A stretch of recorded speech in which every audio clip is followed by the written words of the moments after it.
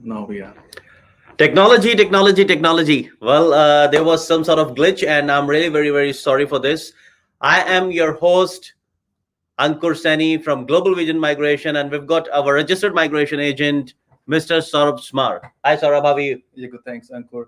So we had some technical issues. So we would have to, join with one computer now. Apologize for the inconvenience to our viewers. And so my name is Saurabh Smar. I'm a registered migration agent. My migration agent registration number is 1802044. And I'm with Global Vision Migration. So, and we'll be discussing about very important updates which are about priority migration skilled occupation list, recent state nomination, as well as any other migration related information when it comes to employer sponsored visas or any other visas as well. So we'll be discussing quite a bit of information today. In the meanwhile, if you do have any questions or anything, please feel free to leave a comment, and we will try our best to answer that for you as well. Okay. So yeah, welcome everyone. Well, seems like that Saurabh is actually too energized, and he's not letting me speak. Well, today's session, we are actually live once again, and then the reason we are live because of the occupation list. 22 new occupations being added, and the day those 22 occupations added, we've started receiving the calls specifically from the accountants and chef. The reason was because they misunderstood the whole fact, and the misconception was that people would start receiving invitations, people who are actually on the list, that accountants, chefs, and other engineers would start receiving invitations even at 70 points, exactly. 75 points, because they just been added to a priority migration skilled occupation list. So that's what we will be discussing today as well, about what's the meaning of that list, why the list is there, and how you can benefit from this list as well if you are one of the occupations out of those 41 occupations. So we are trying to mention here that if, say, suppose, no doubt that accountants, the points accumulation itself is approximately 100 points or 110 at this stage, if I'm not wrong. And as soon as they received the news that their occupation has been added to PMSO list, so that means they'll be getting the invitation at low points. That's not the case, if I'm not wrong. Absolutely. So department has actually the way they would like to process various different visa applications. So they would process when it comes to employer sponsored visas such as subclass 482, 186, or 494. So those will be processed for the priority migration occupation list occupations as a first priority will be given to those occupations. So they will be prioritized as compared to the other occupations. So in the same way, we have received really good number of invites, nomination approvals. Yeah, indeed. For software engineers, for developer programmers, even the department are actually processing these occupations on weekends, on Saturdays. So we have received nomination approvals on Saturdays itself as well. Well, it seems like they're actually getting hefty pay. Absolutely. For Saturdays. However, I would like to mention here that just in a week's time, there was the nomination which we received is for the restaurant manager. Well, despite knowing the fact that this occupation is not in the PMSO list, but related to hospitality sector. Yep. And whosoever is in hospitality sector and waiting for their employer nomination, or their employers are actually eager to sponsor them, I think that is the best time for them to pursue their 482 or 186 visas. Absolutely. So people, who, if you are already working in this sector, you are working, you are one of the occupations in the list, and you are already working in that field, you have 2 to 3 years of work experience, you could be eligible for permanent residency as well as 4-year temporary residency through subclass 482 visa as well.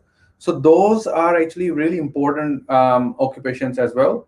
As the quickest one we have seen, a PR grant was actually for a software engineer that was approved in 5 business days. 5 business days. So, and the day that guy received his nomination, I think just after 5 minutes, he received his visa as well. Yeah. So that was one of the quickest permanent residency Exactly. I've seen. So if you are, if this is a a broadcast message to all our viewers, if you are one of the occupation on the list and you have 2 years minimum or even 3 years experience, you have overseas experience as well, that would work as well. And you have an employer willing to sponsor you, go grab this opportunity. Previously, if your occupation is not in the list, it could take 6 months, 1 year, Yeah. or a bit longer as well. But now people like chefs, accountants, they could be able to get their employer nomination approved in a very short period of time. The question I would like to ask here, Saurabh, because most of the applicants, those are actually they've got their employers happy to sponsor them, and the glitch comes when they really need to evaluate their chances in terms of the experience. Yeah. That okay, they've got part-time experience from XYZ Mm. tenure to sort of tenure like durations. So uh, are we actually able to accumulate those experience and further lodge 482 visa or 186 visas? Okay, so as everyone's target is actually permanent residency, which is subclass 186. And for 186, people know, or 494, that you need to have at least 3 years of work experience. And you can't get 3 years, if you just study here and then go on a 485 visa. Then people always ask us, like, how can we get 3 years of work experience when we only get 2 years of TR? Yeah. So how a person can do that is you work on those 2 years full time, and then when you are about to finish when your TR is about to finish, you go on a 482 for another 1 year. As soon as you have 3 years, you are eligible for 186. Exactly. And a lot of people study masters in Australia and then they do bachelors back home.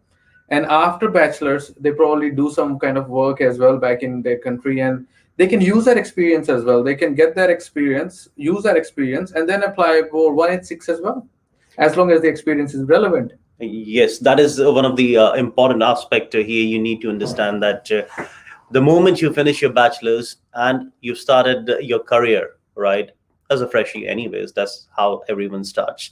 But you're working in your nominated occupation, you can claim, right? Exactly. And as long as your employer is actually happy to help you for those two stages for 482, and then once you spend your 1 year on 482, go on 186, which is the permanent residency. Well, that is something which we need to understand, that is one of the aim. Everyone is having this dream in their eyes that sooner or later, yes, this is what they really want. But how you can shape it up? You need a registered migration agent, right? We are not saying that you come to us, but yes, do visit our industry colleagues. And if you wish, you can even come to us. Saurabh is there to help you out. Right. Okay. And what I've also seen is, if you know, a few years ago, there was an era of employer-sponsored visas. Yes, Okay? it was like So they were like, a lot of people were getting permanent residencies, 447s in a very timely manner. So what we can see right now is, at that time, the economy was down. And then the same situation is right now. As you can know, COVID-19 has impacted Australia's economy. And there Very is badly. and the way they actually going to bring their economy up is by assisting local businesses. And how the local businesses would actually get help is through these employer-sponsored visas, because they might not even able to get the skilled labor from the local labor market. That is why these occupations have been put into the priority list, so that the people can actually apply for employer nomination scheme, and they can continue to work for their employer, and employer would generate income. That income will be taxed. So this is how the economy cycle would continue to Roll go. Yeah. I would like to ask another question, which is which is one of the major voice, especially from the accountants, as we know that yes, there are caveats which they really need to meet. Yeah. Right, there are some sort of caveats when it comes to Limitations. limitations in terms of small restaurants as well. Right, I would like to ask one question here, that software engineers, Mhm. right, and a couple of people, they actually called us in the past, and they were asking that my company setup is a small setup, Mm. right? Can my small setup company sponsor me? Yeah, that's a lot of questions that we normally receive where people would like to know that is there any kind of certain requirement that my company needs to have? Does my company needs to have a particular turnover if they want to sponsor me? So this is actually quite important, and there is no right and wrong answer based on occupation. So if you're an accountant, you know there are caveats or limitations on your occupation that the employer who wants to sponsor you must have an at least turnover of $1 million. Plus, they would also need to see, such as, for example, a must have at least 5 employees. So there are different occupations have different limitations. I'll just give a random example. Even cooks and chefs, they have limitations as well. That the position must not be based in a fast food restaurant or a limited service restaurant. So those, and then it should not be based in where they are actually cooking a mass production as well, like those like a factory Like a cooking and factory, stuff. yeah. So those kind of things very important as well. When it comes to normal business, say for example, if you're a software engineer and you want to know whether your business is capable of sponsoring you as well, and if your businesses would like to pay you say $60,000 per year, $70,000 per year, as long as it's more than 53,900, which is dismit, Yeah. and and and then you need to see if the business, how is the business financials, how is their profit and loss, and what kind of projects you'll be working in, and how much money you will be generating for the business down the track. So it's not about the business just that business is there and they're making this amount of money, there is no such thing that the business always needs to be in profit as well, because it's a it goes ups and downs, and then that's how the people would be able to apply based on their different circumstances. So technically, here, in order to sum up the whole conversation, is that business should be financially viable Mm, absolutely. to give you the wages for the tenure you'll be getting your visa for, right? Exactly, yeah. And most importantly, people always think that, oh, my business is, a lot of employers have actually contacted us that they want to keep their employee, they ask us the ways to keep their employee for the longer period of time. And some businesses, we actually receive a successful approval for a business where they've been running in a loss for last few years, and then the person is actually now a permanent resident, and it only happened in the span of 2 weeks time. So there are ways where migrations can actually put your case forward to the department in such a way that the department itself can see, that yeah, business is running on loss, has run on loss in the past, but there is a prospect, there is a chance where the business can make money by using the skills, by utilizing the skills of the nominee Incoming for the in the future. coming future years. Like say here, I would like to add that if the business is actually financially viable, well, despite knowing the fact that yes, it's running in the loss, but the projection, the Yeah. future projection makes a massive difference, right? Exactly. So that's one thing, and then plus there's a lot of other factors in place as well. Projection is one thing, but then also how could you, because everything you tell the department, you would need to provide relevant evidence as well. That look, Indeed, if yes, I'm yeah. saying that my business would make $2 million in the next financial year, this is exactly how, and this is where we actually put a submission towards the department. That look, whatever we're saying, we will try our best to get that done. But there is no 100% right and wrong answer as well. But to answer the question to the people or to the majority of the viewers, that what we are going to do because our business is very small, are they actually able to sponsor us or not? Yes, as long as business is actually having the capability to take like financial viability to take you on board, yes, they can do that. Absolutely. So they can actually do that as well. As another thing that people want to know is, oh, my business does not have a license. They call standard, the first step of 482 visa, which is an SPS, a sponsorship approval. People need to know when you are applying for 186, you do not need that. So one step is gone. So you do not need your business to be a licensed. So what I mean, a lot of people call it license, that my business has a license to sponsor people, but it is actually a standard business sponsorship. And you can get that, you only need that for subclass 482 or 494 visas. You do not need that for 186 visa. So that is one thing that people need to know as well. And the view the viewers out there, those who are actually having their occupation in MLTSSL list and having 3 years of experience, if I'm not wrong, right? And the businesses are actually happy to sponsor This is the time.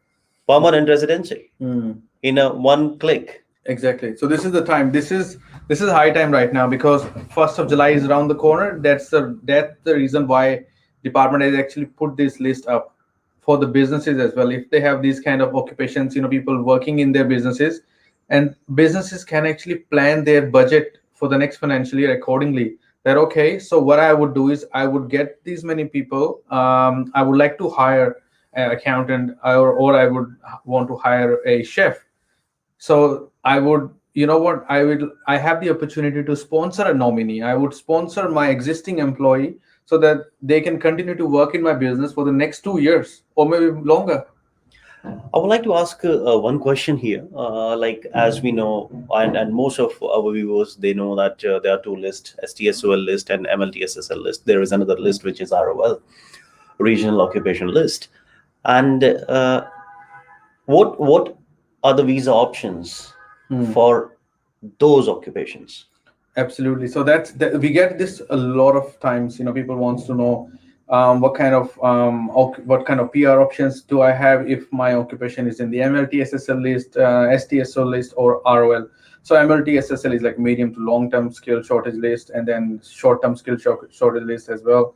And then there's a regional occupation list. So there is say for example, if your occupation is MLTSSL list, you can apply for subclass 186, 190, 491. It's like a medium to long term. You can apply for most of the visas. Most of the visas. Like pretty much everything. 189 independent skill migration as well.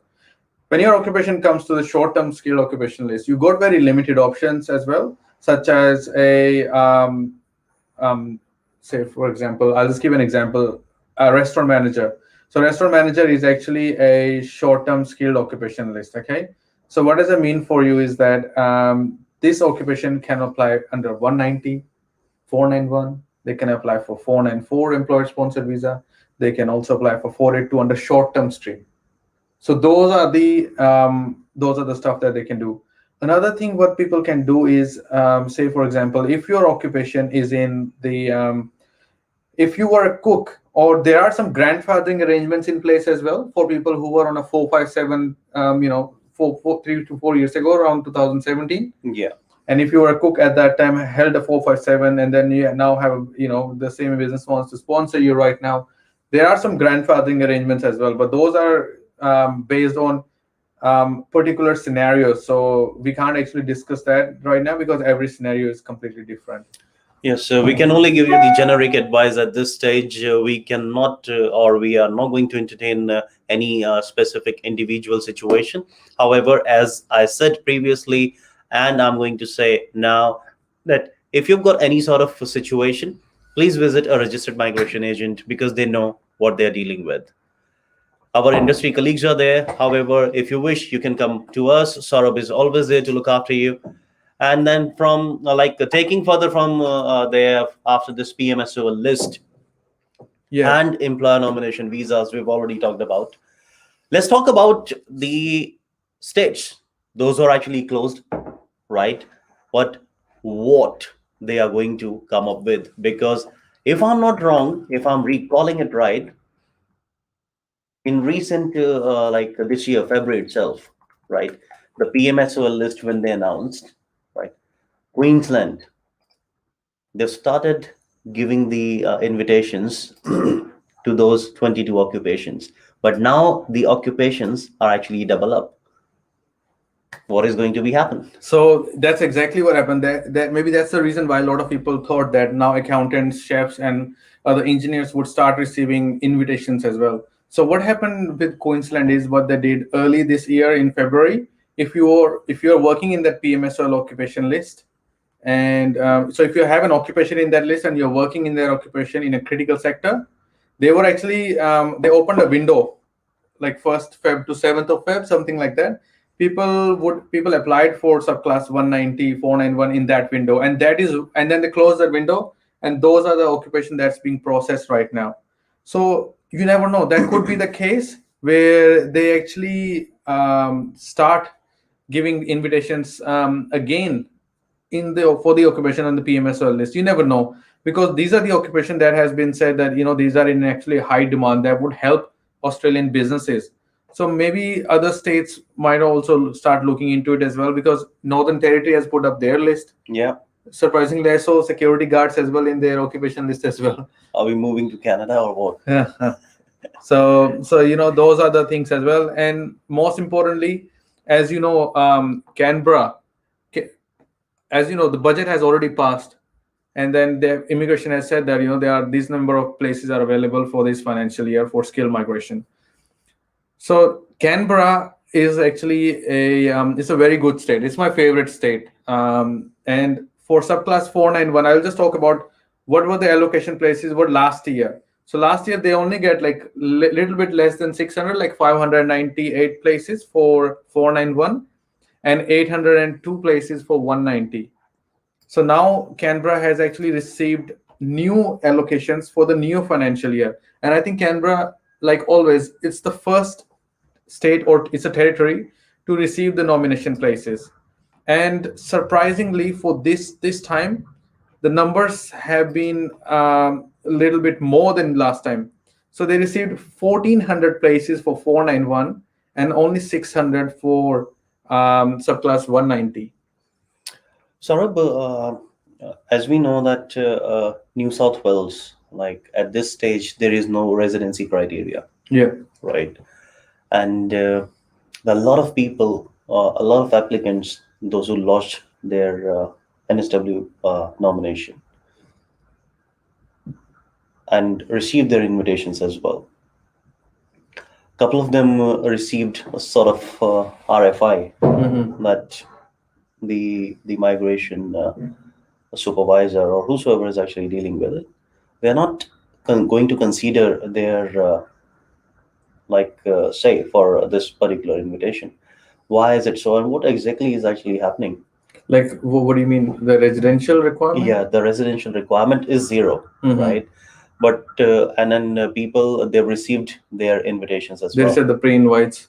They received the pre-invite, and when they actually send their documents to the department is actually coming back to them and then asking that, okay, provide us with more residential, more evidences. And this is actually like very recent, happening a lot. So what states are actually looking at this stage? How you're going to define the term called genuine residency? Genuine residency, yeah, exactly. So if you remember, last year, even early this year, Canberra is actually using a third-party organization, a proper government body, to investigate and see when and how these people were actually living in Canberra, who were actually trying to, show some points that, I've been living in Canberra for last 2 years, so I should get 10 points. So government actually checked, they investigated as well. So they did a lot of work so getting nomination nowadays is not that easy. There is one thing I want to put forward to everyone, that if you are in this situation, you want to get looking for nomination places as well, it's going to be tough. So you better be prepared for it. Make sure to not use any kind of information that would actually hamper your future opportunities for skill migration. And when it comes to residential requirement for NSW, yes, there are no such time period that for how long you've been living in there, but they want you to be there when they do invite you. So you need to provide them some kind of evidences as well. So there's a lot of ways you can provide those evidences too.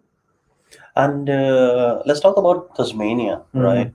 In Tasmania, the government, like the Tasmania state government, they are actually, and nowadays they are actually like vigilant, and they are looking at the cover letter, like, okay, these are my intentions and this is what I'm going to do. Most of the applicants, they are using the same sort of language. Templates. Well, yes, we must have to say templates. Well, using a sort of template, Do you think that is actually a It's sort it's of it's actually the worst idea that anyone can come up with. So we actually attended yesterday a seminar which was done by Tasmanian government in regards to the new migration, new budget as well, new financial year, like how they're going to reopen and what the requirements going to be. So Tasmania government clearly advised that people, if you are using templates, don't even bother applying for nomination at all. And they also mentioned about people who have already applied for subclass 190 and they haven't received a response. Those will be processed in the next financial year. And most of the 491s, if they haven't received it by now or maybe by until the next few weeks, some people, they might even refund you back as well for the nomination place, that you would need to reapply again. And it's very clear with Tasmania migration. A lot of people are currently going to Tasmania studying diploma of community welfare, etc. It's going to be tough for you guys to get actually the nomination, because you need to understand, if you are an accountant, you studied MPA, you did CPA or whatever, and you had an accountant work experience as well. And then if you go to Tasmania to just study 1 year of diploma of community welfare, this will not make you eligible for the state nomination. It might make you eligible under a graduate requirement, but when it comes to writing up your career plan to show that you are a genuinely you loved working in a community sector, etc., and then why you are studying community services, how you are actually going to improve your career progression, that is important as well. So it's going to be difficult if to prove that, because if you've been have all your work experience, your studies as an engineer, and all of a sudden you want to study community welfare or you want to study childcare, they would just ask you this, like, what's going on, like why you all of a sudden want to change, where you going, you don't even know what you're doing. And that's exactly what they say. There's like a lot of people say that, oh, in few years time I'm going to be a CPA, I'm going to be that and all. It's like, that's good, it's really good, looks really good on paper and everything on your resume and stuff, but what they want to see, how you can get there. They don't want to see where you want to be, they want to see how you want to get there. Those are the things are very important as well when it comes to Tasmania state migration, and they are going to be really tough. I just want to let people know as well. so technically like if you are delivering a statement, be ready with an evidence, right? Yeah, absolutely. So whatever you say, do make sure it comes with the proper substantiating evidence as well. Well, guys, to all our viewers, as being said and as being advised by the authorities as well, try be natural, place the truth on the table. I think that is what we can say. Be honest. Be That's honest. important. Yeah. If you be honest with the states, you actually even better be able. You might be able to get the nomination approved. Because if you're an accountant and you're just telling them that the reason you studied community welfare, you want to help community and stuff, and without showing proper evidence how you did that, what are the things that you're planning to do, etc., it's going to be tough for you to do that otherwise. And I think if I'm not wrong, I think last month you actually had a word with one of the officer as well, and they invited, like they give the invitation to a cook. Mhm. I think from NSW, one of the state. Oh yeah, because that was the 491. Yeah, 491. Yeah. Yes. So even so when it comes to 491s as well for NSW, for regional RDS, the requirement is that you must be living and working for at least 12 months or studies or job offer, etc. Job offer, they never opened it. But what the first one requirement, some states, some RDS actually accepted applications for people who do not have at least 1 year of work experience, but they have the strong, genuine requirements. They can show that, look, I just got a job and the job is actually for another 1 year or 2 years. I got a job offer, and I've started working there as well. I only have 1 year or 1 month of work experience, and they were still able to receive a successful nomination. So that is another thing that people can see as well. A lot of people just look at it, and there was one case where one of the RDA Murray, or I'm not sure which one, I forgot now. There was one occupation which was not in their list. So we called them and we talked to the RDA manager, and then she said, "Look, okay, send me the profile and let me see what I can do." and then we actually provide a genuine letter, explaining them how important that person's task and his experience would be, how beneficial it would be to the regional authority. And then 2 days later, we got the pre-invite, and then they asked us to apply for the nomination. So that's another thing. So what we are actually trying to make our viewers understand here, that be true, be honest, because you never know that when honesty is going to pay you off. You'll be receiving your invitation prior to those people, those who actually, like, you know what I'm trying to say. Anyways, come back to the point. Let's start the question and answers. Yeah, let's try to answer some of the questions that we have received. Okay, so Praneeth Reddy. Hi, Praneeth. How are you? Thank you very, very much to listening and to attending the live session. Hi, Saurabh. I was recently asked a question in TikTok regarding retail manager employer sponsorship in regional Victoria, but don't have any relevant education, but working as a retail manager from year and a half. May I know what are the chances for 494? Okay. So what was the name? Praneeth. So Praneeth, for 494, as I said previously, you need to have at least 3 years of work experience, full-time work experience or full-time equivalent experience, and 6 each, and a skill assessment.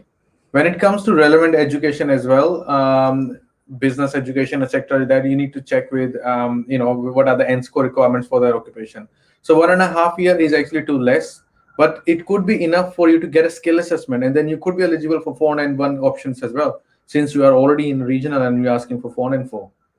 Okay, so there's a lot of things that involve it. So we need to see exactly, as I said in a nutshell, 3 years of experience is what's the requirement for subclass 494. So let's look into the next one. Yeah. Mohammed. Seems like our director is a little busy. Mohammed. Hi, Mohammed. Yes, thank you very much for coming back and attending our live session. So it says one last question, please. So seems like that that is the last question. One last question, please. Do you think that Canberra will be a good option for IT people for 491 in case no hope for having nominated under 85+5 developer programmer in NSW 190? Mohammed, in regards to your question, what I would recommend you is Canberra have their own matrix points. So having 85 on a skill select means that you might not even have 50 points for Canberra matrix. So you need to have higher points for Canberra matrix, work at least 3 months part-time for 491. Working in your own field would give you extra Canberra matrix point, or 6 months full-time for 190. Doesn't have to be in your own occupation, as long as you have enough Canberra matrix points as well. So 85+5 is a good thing for skill select, but Canberra matrix is really important for Canberra migration. So let's see, Sridhar Sri. Do I still have to hold 3 years of previous experience for PMSOL? I've recently started working in my field of study, electrical engineering. So as you know, Sridhar, PMSOL is just an occupation list. You don't need to have a work experience it's a list, so you don't need to have a work experience for the list. But if you started working in as an electrical engineer, and electrical engineer is in the PMSOL list, that means that if you had 3 years of work experience, you could be eligible for 186. That's what we are trying to say. If you have 2 years of work experience, you are eligible for 482 visa. So that's what it is. PMSOL means that your application for employer sponsor visa will be prioritized. Manoj Basnet. I'd like to know when will the borders open for international students, especially from Nepal, who are vaccinated and COVID negative numbers. Okay. We actually receive pretty much 2 to 3 calls every day in regards to international students. When are they coming back to Australia? So there is no set answer, but as you can see, South Australia has actually been approved recently to start a quarantine hub. In the same way, this morning in the news, Queensland government is also talking to federal government about opening up a quarantine hub, same as Western Australia as well as New South Wales. But currently New South Wales is under lockdown, so that might push it a bit. And so wait until this year. Hopefully, we would get the answer for you soon.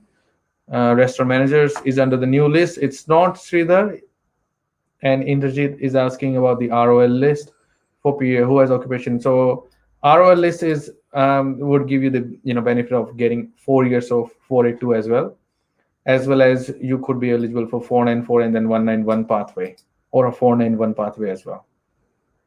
Hi Sidra, and then I think that's pretty much all the answer, all the questions that we have. Kamalkar Reddy. Hi, Kamalkar. Hi, I'm Kamalkar doing my Masters of Professional Accounting. What is the chance of getting permanent residency if not any other way? Okay, Kamalkar, this is a very broad question that if you have studying is one thing, and then obtaining those essential skills is another thing. So if you have studied Masters of Professional Accounting, you want to know your PR options. Certainly, you can actually, you could be exceptional in the kind of work you do, etc., and then be eligible for various visas such as employer sponsored visa, etc. You need to gain work experience, skilled employment. That's important. Do your professional year, try to get extra points, and get your 8 each NATI sorted, and move to the state where you think you will be easy to get you a job as well. So skill yourself, and if you are skilled enough, then obviously your employer won't let you go and would help you get the employer sponsored visa down the track as well. So I think we pretty much answered all the questions. Maybe I think so that's pretty much all, everyone. We would be coming next week as well, or maybe the week after, with new updates. Any new migration updates, we will try to bring it to you guys. If you have any questions or anything, make sure you prepare those questions well in advance as well. Send us a message or shoot us an email.